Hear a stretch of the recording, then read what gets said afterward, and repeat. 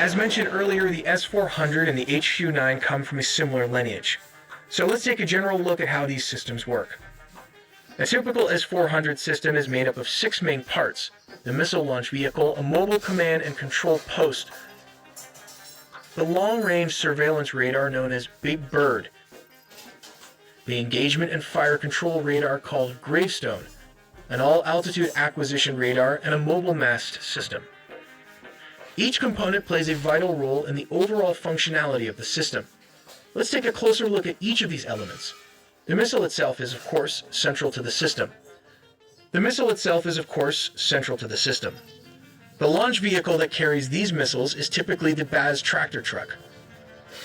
These TEL vehicles house up to 4 launch tubes, which can carry a variety of missile types designed for different ranges and target profiles.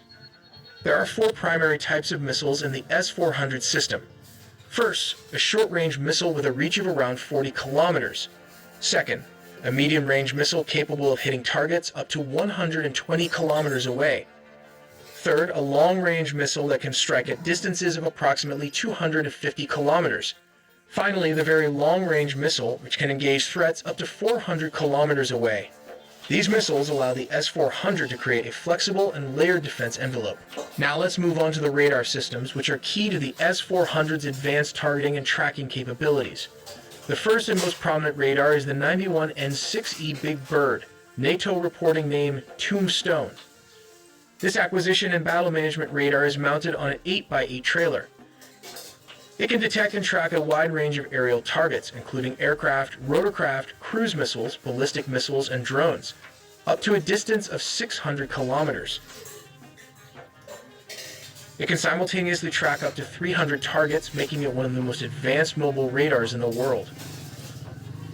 Next is the Fire Control and Target Tracking Radar, also known as Gravestone. This multifunctional radar has a range of about 400 kilometers and is responsible for guiding missiles to their targets. It is sometimes referred to as an all-altitude detector due to its ability to track threats at various elevations. There is also the 40V6 unit, which is used to detect low-flying targets that try to evade detection by using terrain masking.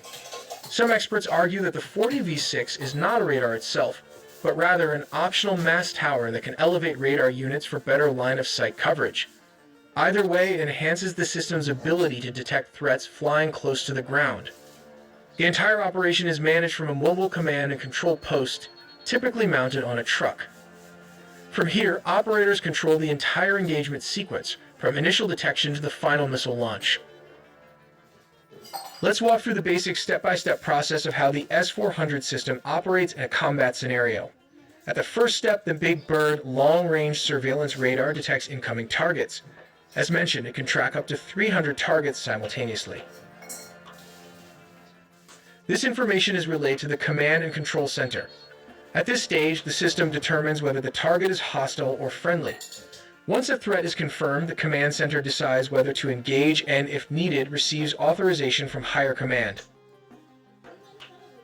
Once engagement is authorized, the command post instructs the launchers to fire the appropriate missile. The type of missile used depends on the range and nature of the target. Notably, the system typically launches 2 missiles per target to maximize the chance of a successful hit, 1 primary and 1 backup. The missiles are guided to the target using the engagement radar. This radar works in real time with the surveillance radar, continuously updating the missile's trajectory based on the target's movements.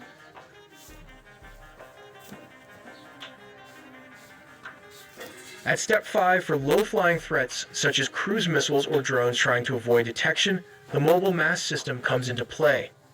It can detect these targets even when they're flying under radar coverage and allows the command post to initiate a missile launch, with mid-range interceptors to neutralize them.